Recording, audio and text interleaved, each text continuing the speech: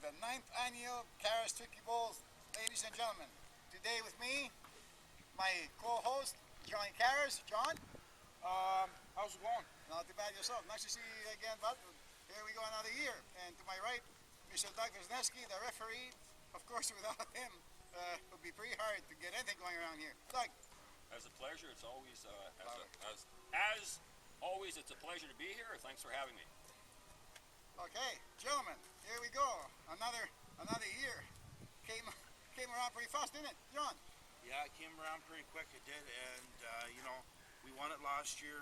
We're going to try to win it back this year, but I think the Greek Freaks are going to be coming out strong as they do every year. 3.5 days left. Here we are. Now, everybody's wondering. Ryan and Nick Gates had 3 in a row. We came back last year, and we took it to them. Was that by accident or what? I think the youth of the Renfrew squad was quite a bit superior to the age and the Greek Freaks. The Greek Freaks are really starting to show they're a little long in the tooth. They have 3 or 4 players, Nick and Louis Pavelis and Nick's stepson Johnny, that are fairly quick, but good God, when you go past that, they're kind of big and slow. Yeah, I was talking actually to the quarterback of the team, Nick Pavelis, the other night, and he's been telling me that the team is not as shaped this year as they have been in the past. We think we'll be able to take advantage of that, John? I think we'll be able to take advantage of that pretty good because we have a good chance of winning it this year, and I think we're the favorite by 14.5 points, so we're going to see what's going to happen on game day on the battlefield.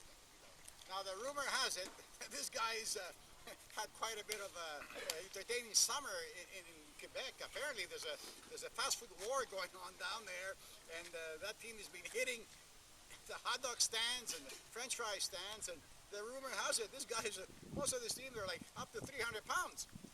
Well, I mean, you can't compare what they're doing down there to what, say, for instance, what the captain of Renfrew, Tim Caras, is doing, working out 2 to 3 hours every day on the weights, on the treadmills, you name it, he's doing it, and that compensates for the fact that he's the oldest player in the team.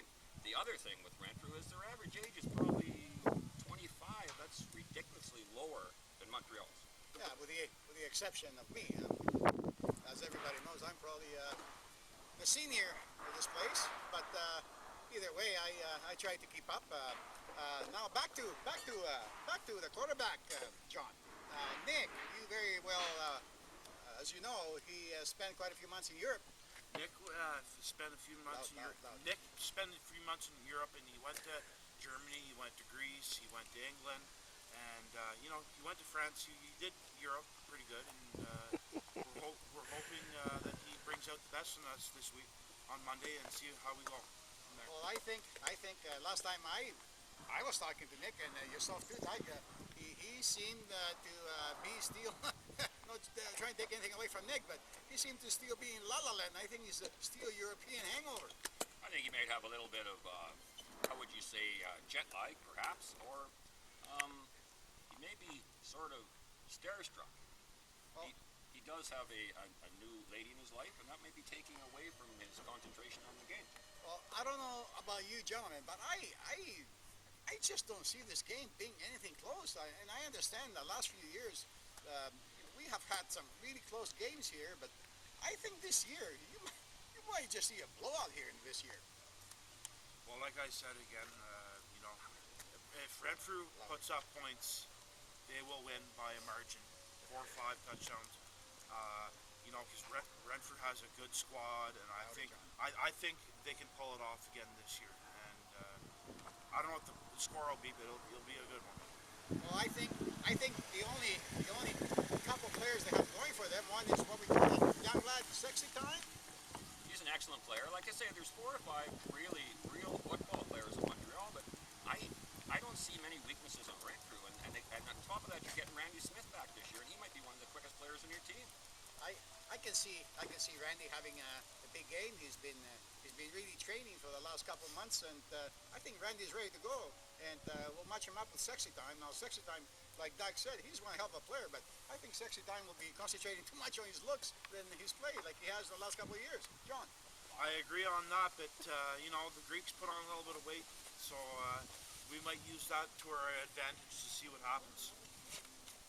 All right, so we don't really expect anything different this year, with the exception of the outcome of the score, maybe. But as far as the Greek attitude, Doug being the ref here, he knows all about how they try to make the game interesting, to say the least. Doug. They try to manipulate the referee every year.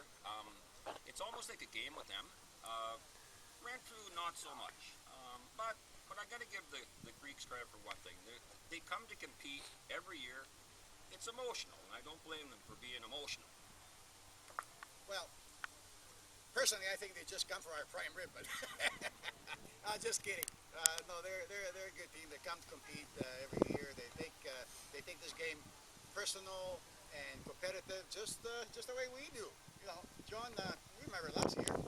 I remember last year, it was 91-63 last year, and I hope they can bring the competition a little stronger this year than they did last year. So I'm expecting a little more competition this year. And as far as I'm concerned, this year I can see them stepping it up a little bit more than last year, because they're a little bit on the high right now, because their general manager, Chief, we understand, had open heart surgery during the off season. Things didn't look good there for a while, but the Chief is back, and I'm sure he's got some plans up his sleeve. I'm glad you brought that up. It's great to have the Chief back and in good health. The Turkey Bowl would not be the same without him. One thing I would like to mention, though, is I think one of the strengths that Montreal does have is they're slightly stronger at quarterback than Renfrew. Well, Nick is known to have the arm. He's been consistently their quarterback. I think since day one, if I'm not making a mistake, we had our shares of quarterback changes in the last few years. Now we stuck with Louis in the last couple of years. Louis is throwing the ball pretty good, and I think Louis is throwing the ball just as good as Nick, really, in the last couple of years. Well, yeah, I could kind of agree with that. I think it's like comparing Peyton Manning to Tom Brady. Peyton Manning is slightly stronger, slightly more capable at that position, but it's apples to oranges, close, very close. Exactly, I agree with that. John, what do you say about that? I think like he said, it's right on. These two quarterbacks came to compete in this Turkey Bowl. It's going to be very interesting to see what happens on coming Monday. But really, the end of the day, gentlemen, really, let's face it here. The end of the day, the end game is, we should all know the end game. Referees should dominate this game. They should come out of it with at least 4 touchdowns. Really. I might have to differ a little bit. They did win the thing 3 years in a row. Now now you guys are defending champions. Renfrew is. They did, but it was by very slight margin, Doug. It could have went either way, really. I think they were a little overconfident last year, and I think they'll have their game face on more so this year. So I see a very competitive game. I say, in a offensive game like this, 2 touchdowns isn't very much, and this game will be within 2 touchdowns. I agree, but either way, I see Renfrew at some point taking a big lead in this game, and they have a history. They have a history of taking big 2, 3, 4 touchdown lead, and at some point they let off and they make it close, and as a result, they paid the price a couple times of that in the last few years. Well, they did pay the price, but Loud. 2008, 2009, 2010, they won it. And we won it last year, so it'll be interesting to see if we can do it again this year. Okay, and Doug, what do you say about that? Well, I'd say it's going to be a competitive game, but I mean, yes, in other years, yes, Renfrew looked like they sort of was running away and hiding on Montreal, but Montreal's got some intangibles there. Like they may be older, but as I said, I'm not so sure that the size is a disadvantage. I mean, they can push Renfrew around, and they have in the past. Now, field conditions, weather. It's supposed to be. I believe it's supposed to be a pretty cool day. Their forecast for the game time is 10, 11 degrees, sunny, I think. But either way, that'll be a cool day to play football. And how do you manage something like that? Being being especially Montreal, they're city boys. They're not as tough as we are up here. Like Well, I think one thing last year that was a dominating factor was Renfrew had a different game plan. They showed a lot of motion. I don't think Montreal was ready for that. But are you going to fool them 2 years in a row? And the cool weather? Come on. It's only going to be 11 degrees. We can't play in that. Stay at home. John, what do you say about that? I think he's right. I think we're gonna have the advantage because of the weather, and the cool weather might spark the fuel to the fires to see what happens. All right. A little gossip here. If you guys remember, there was a controversy about a few months ago. One, of course, not naming anybody of the team, but apparently one of the Montreal players, rumor had it they're gay, and really it has. Yeah, it's been going around for a while, but I don't know if you were aware of that. But we really don't care. Like if anybody, anybody's gay from that team, like we have no problem with that. They'll be treated like anybody else. Like Well, if somebody is gay, and I'm not mentioning any names either, it's a good job that we don't have a person hiking the ball. There might be some hanky-panky going on during the snap of the actual pigskin. and there is some evidence of that. These lads, if you notice, they kiss a lot. They go around kissing, and I mean, like we said, we don't want to make too much of it. But people do it's their own business. They can keep it in their own bedroom, obviously, as long as they don't bring it in the field, right, John? Well, I hope they don't bring it on Bring the it field. out loud. I hope they don't bring it on the field because we want everything clean here. We don't want any dirty stuff going on. I mean, we obviously got to give a high five, right? But when the high five goes underneath instead of high up, that's a little bit crossing the line. After all, we are here to play football, John, aren't we? We certainly are here to play football, and I think we're getting off topic here, Tim. Anyway, like we said, we'll pass that, and we'll. Anyway, back to the field. I think I heard the field will be covered if the game.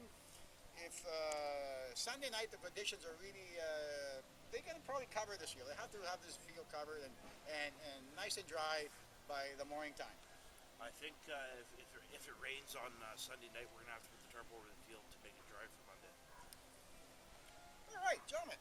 Anything else? I think we just about covered everything. We're ready for another year, and this is what they're playing for, and this is what they're playing for. And good chance this maybe will be ours again, because I think we are the better team. So anyway, thank you, Mr. Roseski. I just want to thank you for the opportunity to be able to voice my opinion, and I think it's going to be a great game on Monday, and may the best team win. All right, John, for you. Closing comments. Closing comments. I say both. Good luck to both teams. See what happens. We'll all fold out on Monday. This is Tim Karras for TSN Sports. Nice to have you back for another year. Have a good evening, folks. Safe drive home.